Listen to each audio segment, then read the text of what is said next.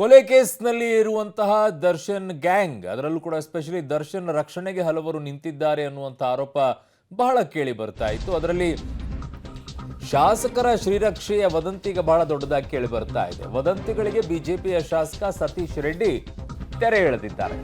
ನಾನು ದರ್ಶನ್ ಸೇಫ್ ಮಾಡ್ತಾ ಇರೋದು ಸುಳ್ಳು. ನಾನು ದರ್ಶನ್ ಭೇಟಿಯಾಗಿ 3 ತಿಂಗಳಾಗೋಗಿದೆ.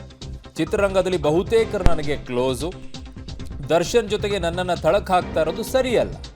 ರೇಣುಕಾಸ್ವಾಮಿ ಕುಟುಂಬಕ್ಕೆ ನ್ಯಾಯ ಸಿಗಬೇಕು, ತಪ್ಪು ಯಾರೇ ಮಾಡಿದ್ರು ಕೂಡ ಶಿಕ್ಷೆ ಆಗಬೇಕು ಅಂತ ಶಾಸಕ ಸತೀಶ್ ರೆಡ್ಡಿ ಹೇಳಿದ್ದಾರೆ.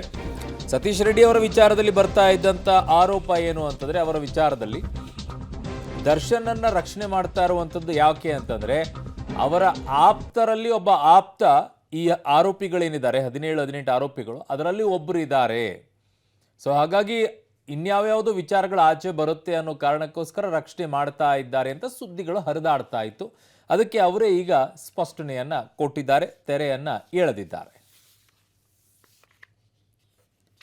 ಚಿತ್ರರಂಗದಲ್ಲಿ ಎಲ್ಲರೂ ಸ್ನೇಹಿತರಿಗೆ ಯಾರಾದರೂ ಬೇರೆ ರೀತಿ ಸಹಾಯ ಮಾಡೋವಂಥದ್ದು ಇರ್ತದೆ. ಆದರೆ ಈ ಒಂದು ಕೇಸ್ ಆದಮೇಲೆ ನಾನು ಕಳೆದ 3 ತಿಂಗಳಿಂದ ಅವ್ರನ್ನ ನಾನು ಭೇಟಿ ಆಗಿಲ್ಲ. ಸುಮ್ಮನೆ ಹೂವಾಪೋಗಳನ್ನು ಮಾಡ್ತಾ ಇದ್ದಾರೆ. ಕಾನೂನು ರೀತಿಯಾಗಿ ಯಾರೇ ತಪ್ಪು ಮಾಡಿದ್ರು ಕೂಡ ಕಾನೂನು ರೀತಿ ಆಗೇ ಆಗ್ತದೆ. ಅದರಿಂದ ಅದ್ರ ಬಗ್ಗೆ ಹೆಚ್ಚಾಗಿ ಮಾತಾಡೋಕ್ಕೆ ಎಲ್ಲಾದರೂ ಇದ್ರೆ ಹೇಳಿ. ಈಗ ಮುಖ್ಯಮಂತ್ರಿಗಳು ಸ್ಪಷ್ಟನೆ ಮಾಡಿದ್ದಾರೆ, ಯಾರು ನಮ್ಮ ಹತ್ರ ಬಂದಿಲ್ಲ. ಮತ್ತು ಊಹಾಪೋಹಗಳು ಆ ರೀತಿ ಎಲ್ಲ ಮಾಡಿದ್ರೆ ತಪ್ಪಲ್ವಾ? ಈಗ ನನಗೆಲ್ಲರೂ ಸ್ನೇಹಿತರು ಇದ್ದಾರೆ. ಯಾರೋ ತಪ್ಪು ಮಾಡಿದ ತಕ್ಷಣ ಅವ್ರಿಗೆಲ್ಲ ಹೋಗ್ಬಿಟ್ಟು ನಾವು ಸಹಾಯ ಮಾಡ್ತಾ ಇದ್ದೀವಿ ಅಂತ. ಪಾಪ ರೇಣುಕಾಸ್ವಾಮಿ ಕುಟುಂಬಕ್ಕೆ ಆ ಒಂದು ನೋವನ್ನು ತೊಡ್ಕೊಳ್ಳೋಂಥ ಶಕ್ತಿ ಭಗವಂತ ಕೊಡಲಿ ಅಂತ ಪ್ರಾರ್ಥನೆ ಮಾಡ್ತಾರೆ. ತನಿಖೆ ಆಗಲಿ, ಯಾರು ತಪ್ಪಿತಸ್ಥರಿದ್ದಾರೆ ಅವ್ರ ಮೇಲೆ ಕಾನೂನು ರೀತಿ ಕ್ರಮ ಆಗೇ ಆಗ್ತದೆ. ಯಾಕಂದರೆ ಸರಿಯಾದ ರೀತಿಯಲ್ಲಿ ಪೊಲೀಸ್ ಅವರ ಕೆಲಸವನ್ನು ಮಾಡ್ತಾ ಇದ್ದಾರೆ.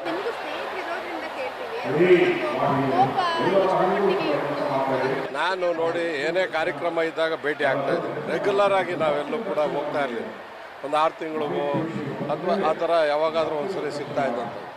ಆದ್ದರಿಂದ ಈ ಚುನಾವಣೆಗಳು ಬಿಸಿಯಲ್ಲಿ ಮತ್ತು ನನಗೆ ಕಾಲಿಗೆ ಆಪ್ರೇಷನ್ ಆಗಿತ್ತು. ಆಗ ಅವ್ರು ಒಂದ್ಸರಿ ಆಸ್ಪತ್ರೆಗೆ ಬಂದಿದ್ರು. ಅಷ್ಟು ಬಿಟ್ಟರೆ ಅದಾದಮೇಲೆ ನಾನು ಹೆಚ್ಚು ಅವ್ರ ಜೊತೆ ಟಚಲ್ಲಿ ಇರಲಿಲ್ಲ. ಆದ್ದರಿಂದ ಕಾನೂನು ರೀತಿ ಆಗಲಿ, ಯಾರೇ ತಪ್ಪು ಮಾಡಿದರೂ ಕೂಡ ಕಾನೂನಿಂದ ಯಾರೂ ದೊಡ್ಡವರಲ್ಲ.